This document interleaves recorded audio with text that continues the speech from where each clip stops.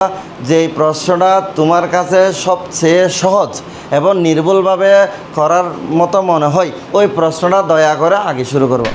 এক জায়গায় 10 পেজের পরে এগুলো করলে নাম্বার এরকম হয়ে যাবে। তুমি সর্বোচ্চ 3 মিনিট তুমি প্রশ্নটা পড়বা, সিদ্ধান্ত নিবা কোনটা কোনটা দাগাবে। নেওয়ার সময় দেখবা তোমার টাকা নিচে আরও কোনো ভুল ত্রুটি পাইলে শিক্ষকের সাথে পরামর্শ করবা। শুরু করবা কিভাবে? তুমি একটা প্রশ্ন ধরো সিকিউ লেখার জন্য তুমি সময় পাবে কতক্ষণ? প্রথমে সিকিউটা বলি। সিকিউ ধরো গ্রুপ সাবজেক্টে সিকিউ লেখার জন্য সময় পাবে 2 ঘন্টা 35 মিনিট, তাই না? কয় মিনিট? 2 ঘন্টা 35 মিনিট। 2 ঘন্টা 35 মিনিটে তোমাকে 5টা সিকিউ আনসার করতে হবে। 5টা সিকিউর জন্য তোমাকে গ্রুপ সাবজেক্টগুলোতে 8টা সিকিউ দিবে। 8টা সিকিউ তোমাকে কি 8টা লিখতে হবে না 5টা লিখতে হবে?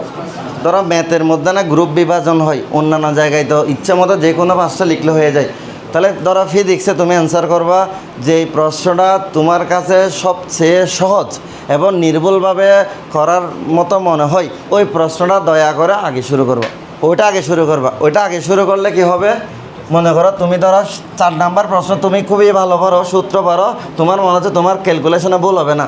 4 নাম্বার প্রশ্ন দিয়ে শুরু করবা, ক লিখবা, তারপর অ্যান্সার লিখবা, খ লিখবা। 1 পেজে যদি ক হয়ে যায় শেষ, অন্য 2 পেজে লিখবা। লিখার পরে এরপরে বাকিগুলো অ্যান্সার করবা। কখনো ক আরেকটার সাথে এটা কখনো গুলাই ফেলবা না। যেটা লিখবা পুরোটা শেষ করবা, যেটা পারবা না সেটা খালি রাখবা। এরপর নতুনটা শুরু করবা। কথা বুঝছো? এক জায়গায় 10 পেজের পরে এগুলো করলে নাম্বারও এরকম হয়ে যাবে।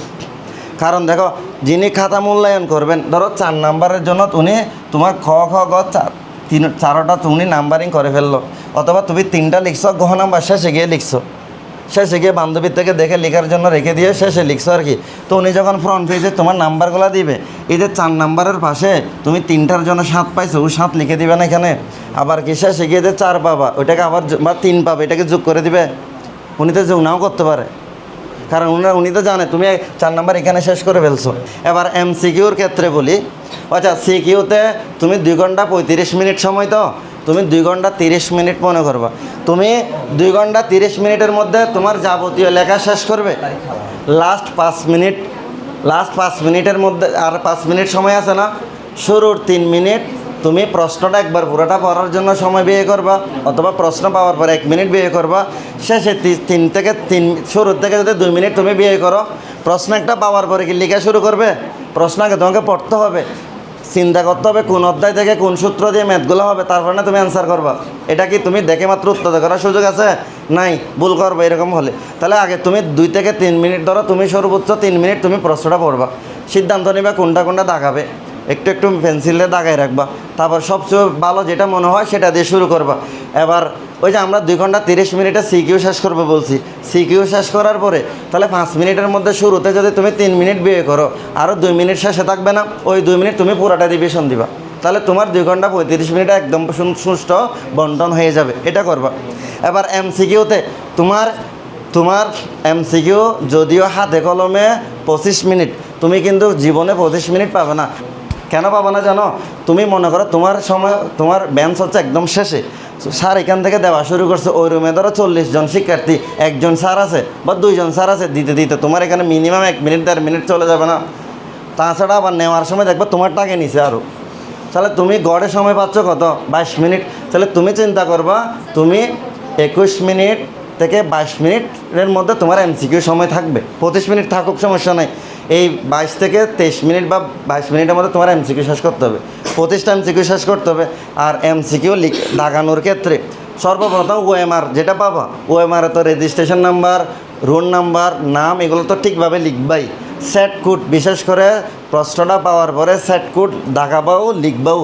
প্রশ্ন পাওয়ার পরে তুমি পরীক্ষা দিতে গেছো বাংলা, স্যারে ভুল করে দিয়ে দিছে ফিজিক্স, তুমি বিসমিল্লাহ বলে লিখে দাগাই দিছ, কাজ আসছে না তোমার। সেই জন্য সর্বপ্রথম কাজ হচ্ছে তোমার কী পরীক্ষা সেটা তো কোথায় আছে, অ্যাডমিট কার্ড আছে, তোমার অ্যাডমিট কার্ড অনুসারে তো জানো, তারপর তুমি রুটিন অনুসারে জানো তোমার কালকে কী পরীক্ষা। প্রথমে তোমার প্রশ্ন আর পরীক্ষার সাথে সামঞ্জস্য কিনা সেটা দেখবা, কোনো অসঙ্গতি আছে কি না। তারপর সেট পাওয়ার পরে সেট দাগাবে, লিখবাও। কেউ যদি ওভার রাইটিং করো, তুমি চালাকি করার কিছু নাই, ফুটো করে দিবে না, আরেকটা দাগাবে না। ওখানে যিনি হল দায়িত্বে আছেন তাকে বলবা স্যার আমার এই সমস্যা, ভয় পাওয়ার কিছু না, উনি তোমাকে যথেষ্ট সহযোগিতা করবে। ওনার সাথে পরামর্শ করবে, বান্ধবীর থেকে পরামর্শ করে, বান্ধবী নিজেও জানে না, তোমাকে ভুলটা শুনাই দিবে। সো এটা করবা না। কোনো ভুল ত্রুটি পাইলে শিক্ষকের সাথে পরামর্শ করবা। ওএমআর পাওয়ার পরে প্রশ্ন যখন দিবে, প্রশ্ন পাওয়ার পরে আরও কারো দিকে তাকানোর দরকার নাই, আরেকজনের সাথে সেট মিলানোরও দরকার নাই। স্যার যেভাবে ইচ্ছে সেট তোমাকে দিবে, তোমার সেটটা তুমি নেওয়ার পরে সেট কোডটা ভরাট করবা, সেটটা লিখবা, প্রশ্নগুলা কি করবা একসাথে। তুমি আগে 25টা এমসিকিউ পরে জীবনে ফেলবা না, 25টা করার সুযোগ আছে। তুমি শুধু প্রশ্নটা দুইবার এভাবে করতে জাস্ট 2 সেকেন্ড সময় লাগবে, দেখবা তোমার 25টা এমসিকিউ আছে কি না। কী বলছি, প্রশ্ন পাওয়ার পরে একবার উল্টায় দেখবা 25টা আছে কি না।